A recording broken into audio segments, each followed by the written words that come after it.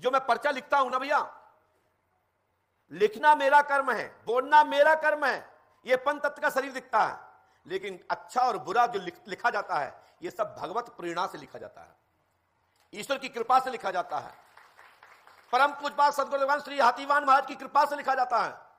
और जो बोल रहा हूं ये सब हाथीवान महाराज की कृपा से ही बोल रहा हूं, उनके आशीर्वाद से ही बोल रहा हूं। जो भी लिख के दे रहा हूं उसको लैमिनेशन करा के रखें, समय का इंतजार करें।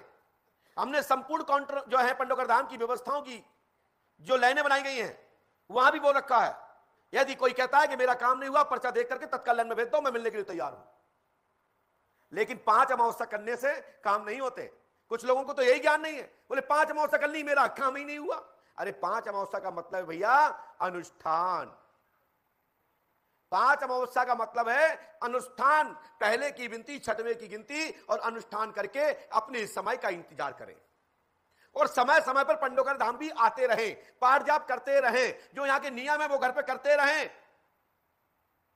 मैं गारंटी देता हूं जिस दिन ऐसा नहीं होगा उस दिन मुझे बहुत खेद होगा कि मैंने बताया, मैंने लिखा, मेरे इष्ट देव मेरे गुरुदेव की वाणी कैसे कि गलत हो गई।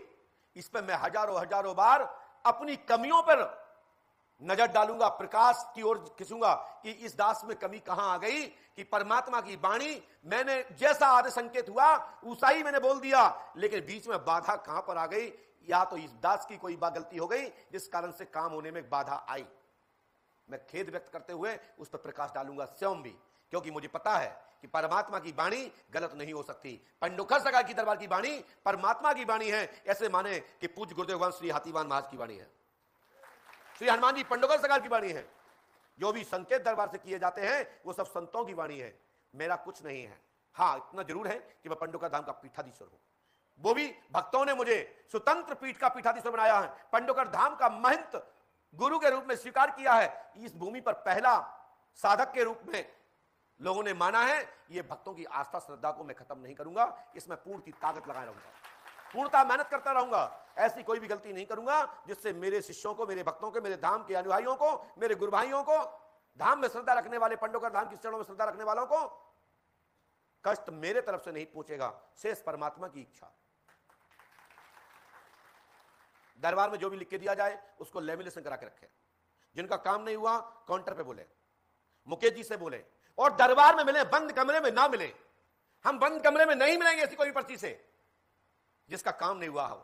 हम चाहेंगे कि दरबार में तो मिलूं। हम जब चिल्ला चिल्ला कर माइक से घोषणा करके कहता हूं कि आप ये पाठ करो, ये जाप करो, ये अनुष्ठान करो, तुम्हारा काम फलाने तारीख तक हो जाएगा, और तुम कई भक्तों को तो बेइज्जती भी हो जाती है जब उसकी पोल खुलती है, तो मेरी भी तो पोल खुलना चाहिए, मेरी भी तो कमी सामने आना चाहिए। जितनी दमंगी से मैं बोलता हूं उतनी दमंगी से सुनने की भी क्षमता रखता हूं। लेकिन कुछ लोग ऐसे हैं, उनको लगता है कि 5 अमावस्या कर ली, मेरा तो अभी तक काम ही नहीं हुआ। ऐसे लोग ना आए। यहां शुभ समय, शुभ अवसर, शुभ दिनांक, शुभ तारीख, शुभ मुहूर्त, योग तक इंतजार करना पड़ेगा, उस सीमा तक इंतजार करना पड़ेगा। महाभारत में कमल बिहू की आप एक बार की लड़ाई देख लीजिएगा। अर्जुन ने अंतिम क्षण तक भी अपने परमात्मा पर विश्वास रखा तो विजय हाथ लगी, जिसमें मात्र एक पल ही कहेंगे, एक पहर भी समय शेष नहीं रहा, और शत्रु के वध करने के लिए परमात्मा ने संपूर्ण नियमों को परिवर्तन करते हुए अंतिम चरण में भी अर्जुन की विजय करा दी। मेरा तो यदि उसमें 1 घंटा भी शेष रहा होगा तो मैं ऐसे ही बोलूंगा कि हां, इस दिनांक तक तुझे सफलता मिलेगी, मैं घोषणा करता हूं। अब तो विश्वास ही नहीं है, मात्र यहां एंजॉय करने आ रहे हैं, घूमने आ रहे हैं, देखते हैं हो जाएगा तो हो जाएगा। कौन सा मैंने पैसा खर्च कर दिया? भाई साहब की गाड़ी से आए हैं, भाई साहब की गाड़ी से चले जाएंगे, उन्हीं ने खर्च किया है होटलों पर, उन्हीं ने प्रसाद दिलाया है, तो तुम्हारी आस्था श्रद्धा है कहां? तुम तो पहले से बेवकूफ बना रहे हो।